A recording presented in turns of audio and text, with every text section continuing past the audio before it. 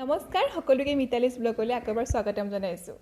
আপোনালোকৰ হয়নে নহয় নাজানো, গৰম অহাৰ লগে লগে মোৰ কি হয়, সদায় এনেকুৱা গৰমত শাকৰ আঞ্জা, টেঙাৰ আঞ্জা এনেকুৱা ধৰণৰ বস্তুবোৰ খুব খাবলৈ মন যায়। আৰু বিশেষকৈ শাকৰ আঞ্জাকণ মই বৰ ভাল পাওঁ, মাছ চাছৰ লগত বনালেও মই বৰ ভাল পাওঁ। চ' এতিয়া মই বিচাৰি বাৰীটো মোৰ ভাড়াঘৰৰ হয়, তেওঁ বুলি বিচাৰি মই কেইটামান ভেদাইলতাৰ পাত পালোঁ আৰু নৰসিংহ এজোপা সৰু সৰু পাত ওলাইছে, তাকে কেইটামান আনিলোঁ। আৰু মই ভাবিছোঁ ভেদাইলতা আৰু নৰসিংহ দি পেলাই আজি এসাঁজ বনাই খাওঁ। চ' মই ভাবিলোঁ আপোনালোককো দেখাওঁ মই কেনেকৈ বনাওঁ, কিনো বনাওঁ বুলি। চবৰে বনোৱাবোৰ অলপ বেলেগ বেলেগ ধৰণৰ হয়, পদ্ধতিবোৰ বেলেগ বেলেগ হয়, আপোনালোকৰ লগত মোৰ নিমিলিব পাৰে। তেওঁ বোলে আপোনালোকে চাবচোন এবাৰ কেনেকুৱা হৈছে, বা আপোনালোকে এনেকৈ বনাই নে নবনাই মোক কমেণ্ট কৰিব। চ' তেতিয়াহ'লে আহক চাওঁ কিহেদি বনাওঁ এতিয়া। চ' মই লৈছোঁ এতিয়া কেইটামান ভেদাইলতাৰ পাত বেছি নহয় আৰু নৰসিংহৰ পাত কেইটামান লৈছোঁ। নৰসিংহ বেছি নাপালোঁ, গছজোপা সৰু হৈ আছে কাৰণে। আৰু মই লগতে লৈছোঁ কেইটামান নহৰু, জলকীয়া আৰু আদা। আৰু এইখিনি গোটোৱাৰ লগে লগে মই কেইটামান মচুৰ দালি তিয়াই লৈছোঁ। আৰু কিয় তিয়াই লৈছোঁ লাহে লাহে গম পাব ভিডিঅ'টো চাই থাকিলে। আৰু এতিয়া মই ভেদাইলতা পাত আৰু নৰসিংহ পাতকেইটা ভালকৈ ধুই ল'লোঁ। ধুই পেলাই মই এতিয়া মিক্সিত এইকেইটা গোটেইখিনি বস্তু দি পেলাই মই পূৰা পিচি ল'ম।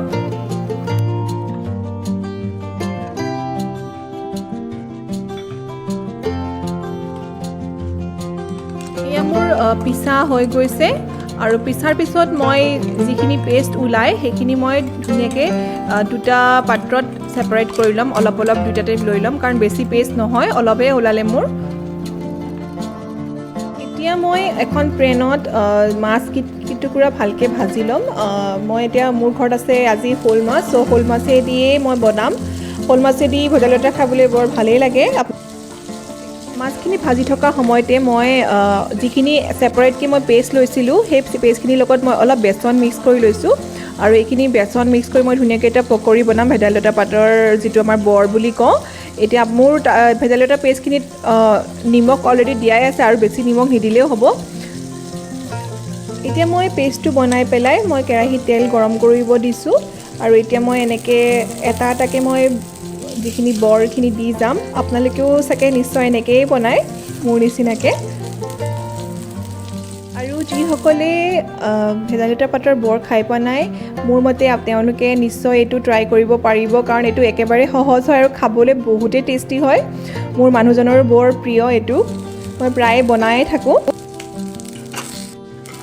ইপিনে মোৰ মাছখিনি ভজাও মোটামুটি শেষ হ'ল। আৰু এতিয়া মই বনাম ভেদাইলতা পাতৰ জোল। তাৰ কাৰণে মই প্ৰথমতে দিছোঁ সৰু সৰুকৈ কুটা অলপ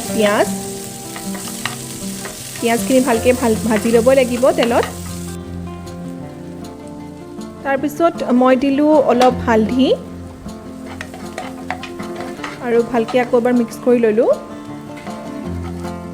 এতিয়া মই এড কৰিছোঁ অলপ বইল আলু, যিটো একেবাৰে অপশ্যনেল হয়। আপোনালোকে যিসকলে ধৰি লওক আলু নাখায় নিদিলেও কথা নাই, কিন্তু আলুকণ দিলে এই জোলকণৰ সোৱাদ বৰ ধুনীয়া হয়। চ' আলুখিনি দি মই এবাৰ আকৌ মিক্স কৰি দিছোঁ পিঁয়াজৰ লগত। আলুখিনি ভাজি পেলাই মই এতিয়া যিখিনি ভেদাইলতা আৰু নৰসিংহ পাতৰ যিটো পেষ্ট আছিলে সেইখিনি মই এতিয়া এড কৰি দিলোঁ তাৰ লগত। আৰু এড কৰি ভালকৈ এবাৰ ভাজিলোঁ, আলুখিনিৰ লগত মিক্স কৰি এবাৰ ভাজিলোঁ। এতিয়া মই দিছোঁ অলপ নিমখ, কাৰণ নিমখ আগতে পেষ্টটোত অলপ দি থোৱাই আছিলে।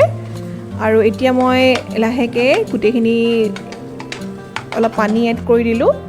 আৰু পানীটো আপোনালোকৰ আন্দাজমতে দিব লাগিব, কাৰণ যিমানখিনি আপোনালোকে জোল বিচাৰি সেইটো আন্দাজমতে পানী দিব লাগিব। আৰু জোলখিনি এতিয়া ভালকৈ উতল আহিব দিব লাগিব। জোলখিনি উতল অহাৰ লগে লগে মই মাছ কেইপিচ তাত দি দিলোঁ, আৰু এবাৰ ভালকৈ মিক্স কৰি দিলোঁ। আৰু এতিয়া মই এড কৰিম অকণমান জালুকৰ গুড়ি, যিটো বহুতেই দৰকাৰী। এই জোলটোত জালুকৰ গুড়িকণ দিলে বৰ ধুনীয়া এটা সোৱাদ ওলায়।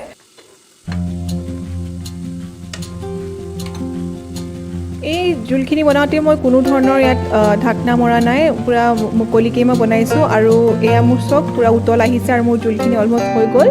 আৰু এতিয়া মই এইখিনি ধুনীয়াকৈ এটা পাত্ৰত কাঢ়ি থৈ দিম। বহুতেই ধুনীয়া হয় এইখিনি নৰসিংহ পাত আৰু ভেদাইলতা পাতৰ জোল। আপোনালোকে যিসকলে খাই পোৱা নাই নিশ্চয় খাই চাব বুলি আশা কৰিলোঁ। আৰু নেক্সট এতিয়া মই বনাম এতিয়া মই বনাব লৈছোঁ মচুৰ দালি আৰু নৰসিংহ পাতৰ এটা চাটনি। বৰ ধুনীয়া হয় এই চাটনিটো, আপোনালোকে ট্ৰাই কৰি চাব। মচুৰ দালি কেইটামান মই তিয়াই থৈছিলোঁ, আপোনালোকক দেখাইছিলোঁ, আৰু তাৰ লগতে মই নৰসিংহ পাত কেইটামান এড কৰিছোঁ, আৰু লগত মই দিছোঁ কেইফুটামান নহৰু, জলকীয়া আপোনালোকৰ জোখমতে, আৰু আদা অকণমান। আৰু এতিয়া মই এইখিনি ধুনীয়াকৈ মিক্সাৰত পেষ্ট কৰাৰ পিছত মোৰ এনেকুৱা ধৰণৰ এটা চাটনি আপোনালোকৰ ৰেডি হৈ যাব। চাব, আপোনালোকে বনাই চাব পাৰে, বহুত ধুনীয়া হয় খাবলৈ। চ' এনেকৈ মোৰ আজি দুপৰীয়া এসাঁজ মই ৰেডি কৰিলোঁ, অসমীয়া এসাঁজ বুলি ক'ব পাৰি, কাৰণ সৰু কেইটামান বস্তুৰে মই এইকেইটা বস্তু বনালোঁ, লগতে দালি আৰু বেঙেনাও অলপ ফ্ৰাই কৰিলোঁ সৰু সৰুকৈ। চ' আমাৰ দুপৰীয়া খানা ৰেডি। চ' আপোনালোকে এনেকৈ বনাই নে নবনাই মোক জনাব নাপাহৰিব, আৰু কেনেকুৱা লাগিল ভিডিঅ'টো জনাব নাপাহৰিব। যদি ভাল লাগিল লাইক, শ্বেয়াৰ আৰু কমেণ্ট কৰিব, আৰু মোৰ চেনেলটো প্লিজ ছাবস্ক্ৰাইব কৰি দিব। তো আমি যেতিয়ালৈ দুপৰীয়া আহাৰ গ্ৰহণ কৰোঁ। তো আজিলৈ আহোঁ তেতিয়াহ'লে, বাই বাই।